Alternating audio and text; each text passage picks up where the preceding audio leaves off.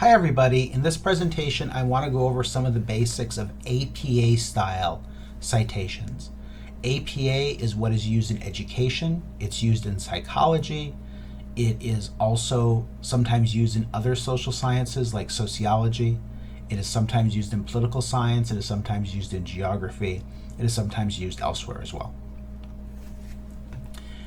The three elements that you have to have in APA citations are the last name of the author or authors, the year of publication, and the page number. If no author is available, use a shortened version of the title of the article or the title of the web page for your internal citations. So if you have a book or an article or a web page that has a single author associated with it, this is the general format that you'll use. It'll be the author's last name, a comma, the year of publication, a comma, P period, and then the page number.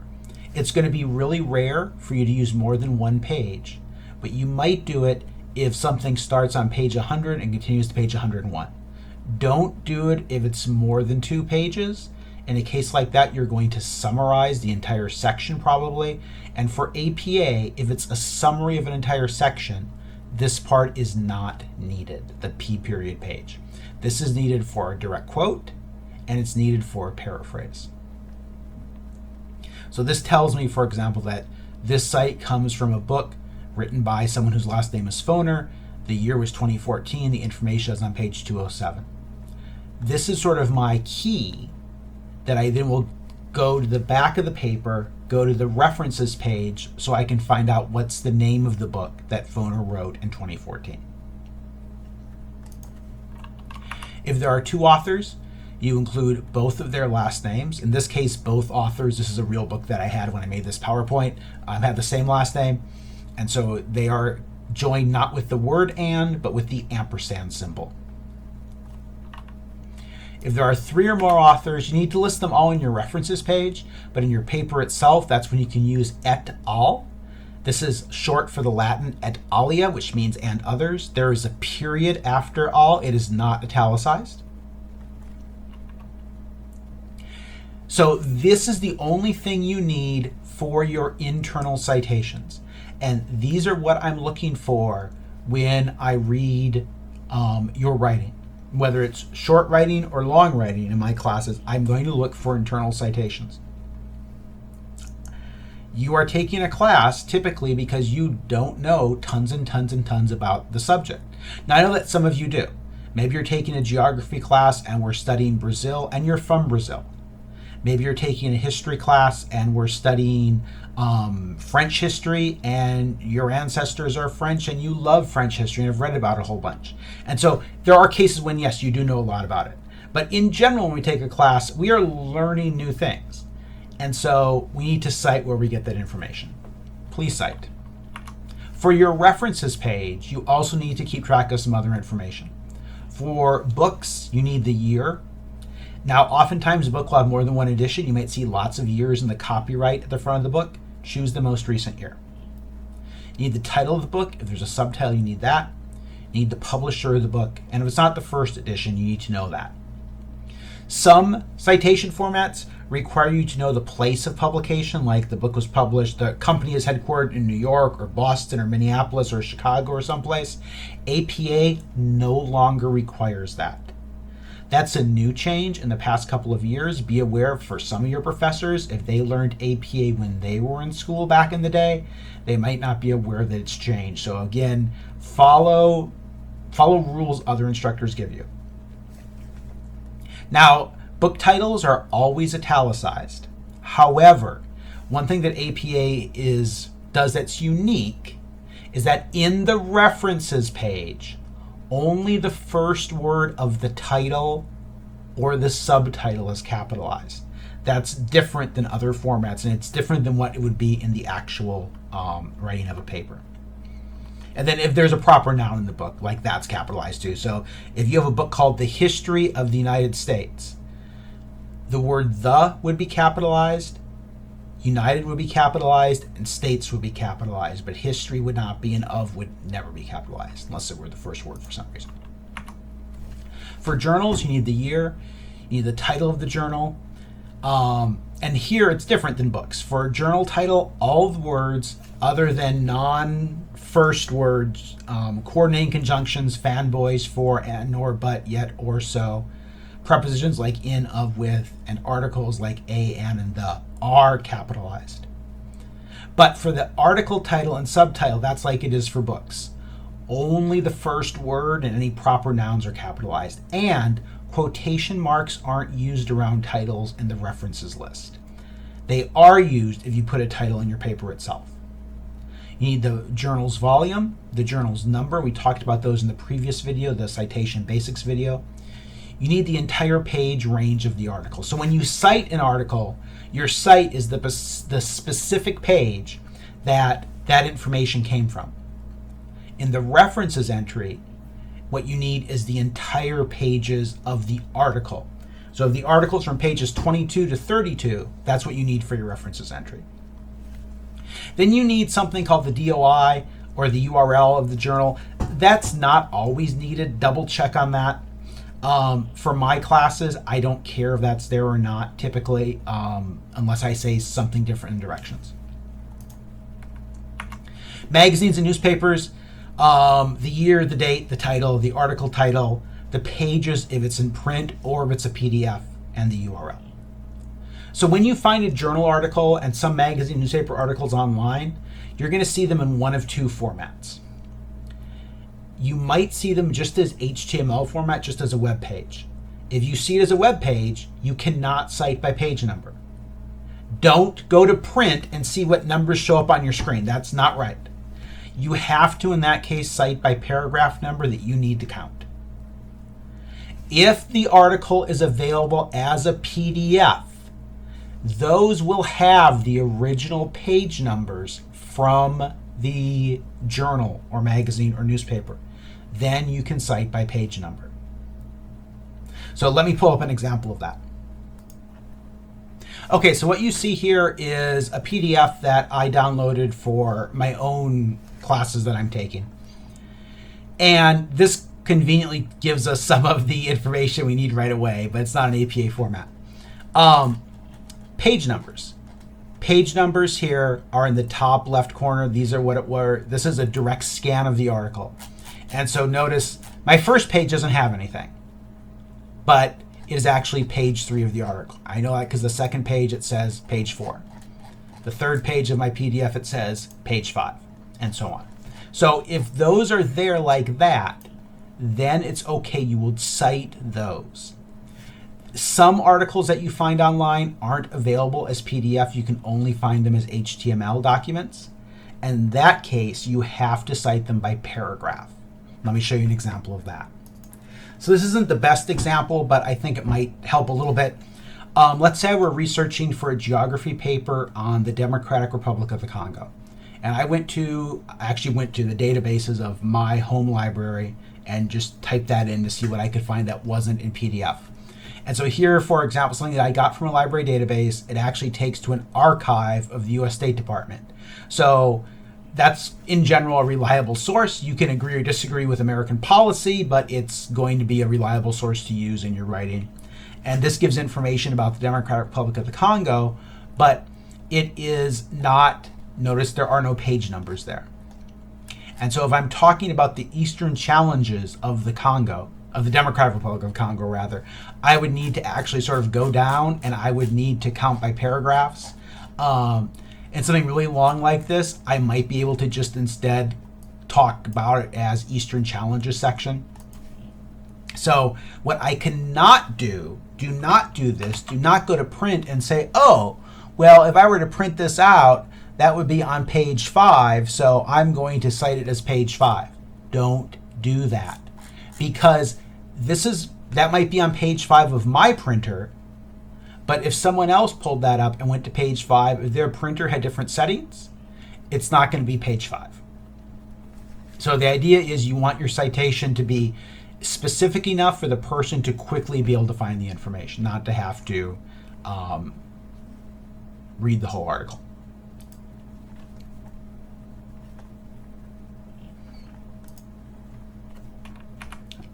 For web pages,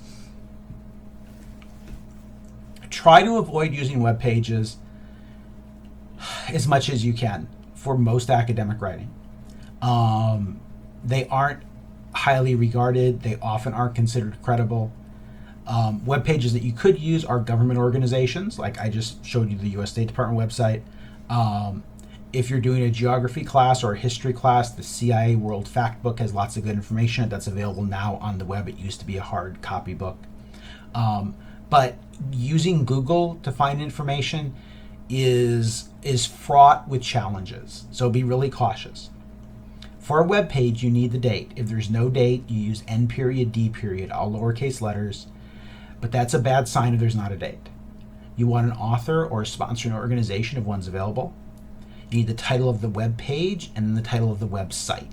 Those might be the same. If they're the same, you only need them once. You need the URL. If it's a web page that gets updated frequently, or you expect it might, then you need to include the date that you accessed the web page, that you looked up the information, but you don't need it otherwise. The references in your paper go at the top of a new page in the same document. Do not do it as a separate document. If you're only using one reference, call it reference instead of references. It is double spaced like the rest of the paper, and each reference's entry uses hanging indents. And the easiest way to do that, don't use tabs to do it. If you're using Word, go to the Home tab in Word, find Paragraph, go to Special, and choose Hanging to set up a hanging indent. Here are some examples. I took these examples from a chapter in my dissertation for my leadership PhD.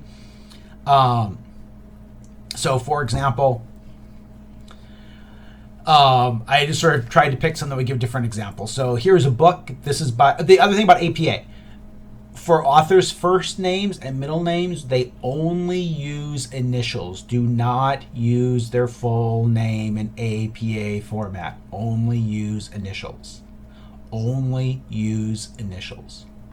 So this is actually by Kieran Egan, but because it's an APA format here, I'm just putting K, last name first, the year, the title of the book. Notice, only the first word of the title, the first word of the subtitle, and then people's names, those are proper nouns, are capitalized.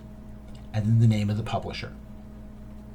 Here's a journal article. It's by M.E. Jorgensen from 2010. Again, first title. This is an error on my part. This R in reflecting should also be capitalized. Let me fix that right now. Okay. Again, only the first word, the title, and the subtitle are capitalized. For the journal name, notice all important words are capitalized. We don't capitalize words like of in the name of a journal. The volume number is italicized, just like the journal is, and I don't know why, it just is. And then the number comes after volume in parentheses like this. This is volume 34, number 1, pages 26 through 35. Here's a journal article with multiple authors. Notice that I list them all here. You have to list them all until you get to like 8 or 9 or something like that. So again, last name first, and then only initials for the first name and the middle name. This is volume 4, number 2, pages 150 to 159. Next, we have a book with an editor instead of an author. So this is, editor's name was A. Schoenfeld, 1990, blah, blah, blah, publication place. Here is a book that's not in its first edition. So here we have the 8th edition. And then for just some of these, here's what the internal citations would look like as part of a sentence. So reformer John Dewey disliked history. That's a true statement, but it's not from this page. But notice the citation is part of the sentence. The period goes after the closing parentheses. There's no period after history. It's after the citation. Here's one of those rare examples. You might have something from 2 pages right next to each other, so then you use PP period instead of P period. Notice in the citation, because it's 3 or more, I use et al. And then here's a citation that includes a direct quote as well. It isn't really, it's a fake direct quote. Notice this is an editor, but I don't put editor in the citation. I just put the last name. Even though Schoenfeld is the editor of that book, here I'm just putting their last name.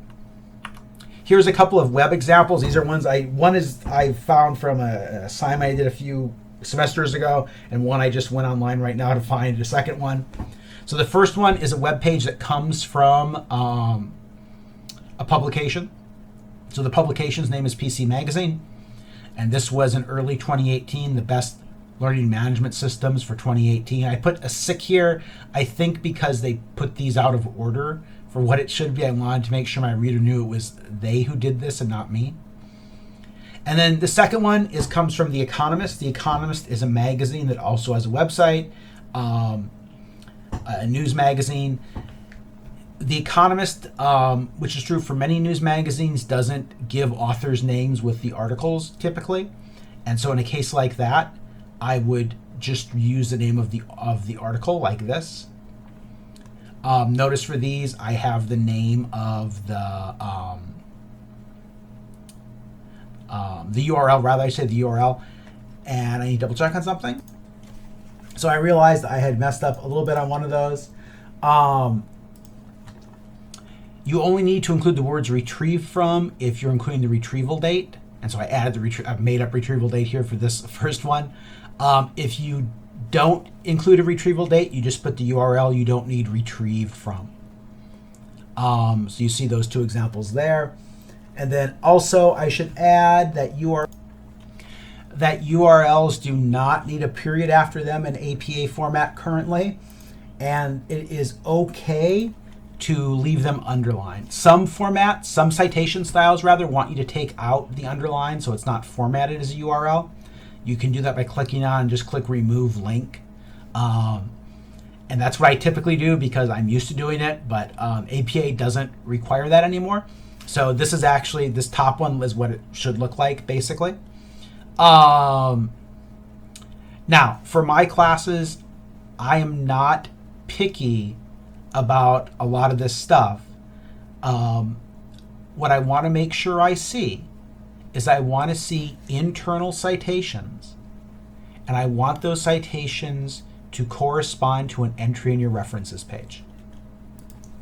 If your formatting is a little bit off on your references page, I'm not going to be concerned about that. Even if it's a bunch off, you might lose a point or two if it's a big assignment, but it's not a big deal.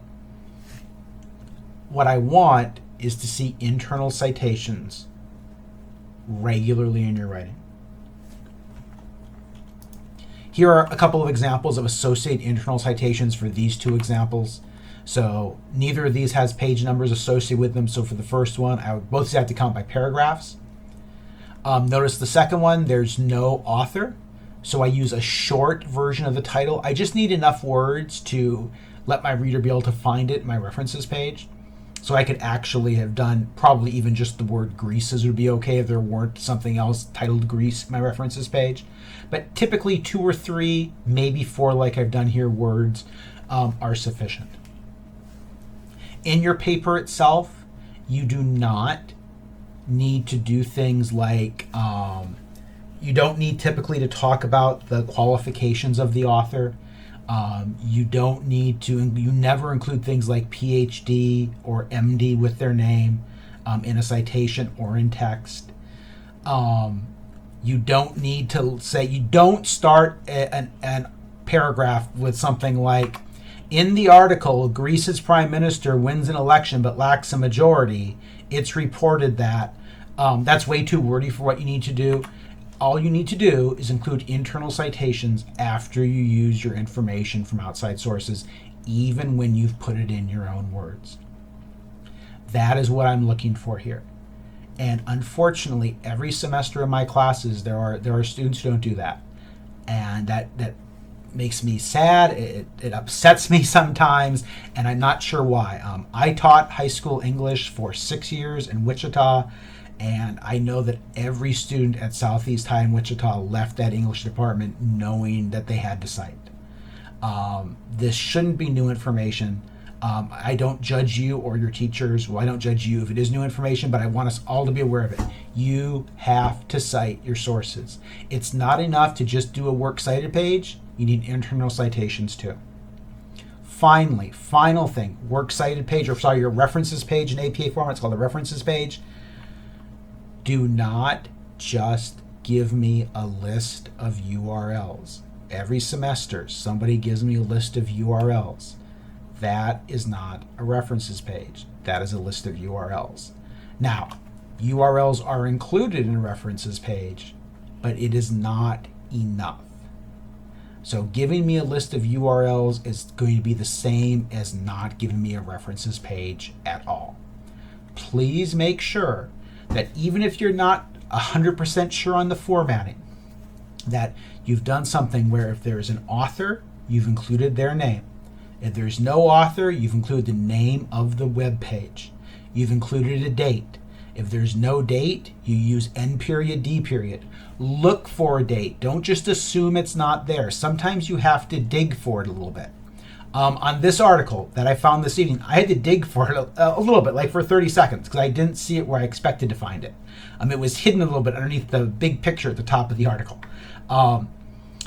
If you can't find a date, that's probably not a good sign. So look for a date. Look for the sponsoring organization. So The Economist, PC Magazine. Use sources that are reliable, that are valid, that are have good reputations. But please do internal citations, and please, when you do choose to use an online source, and I would prefer that you often looked at databases on the library's website instead, but if you choose to use an online source, make sure you get enough information to fill out a reference page entries for all of the sources that you use. If you look at a source and you don't end up using it in your paper, then it doesn't belong in your references page. Only put sources on your references page that you have used in your paper. I know there's a lot of information here. I hope this is useful to you.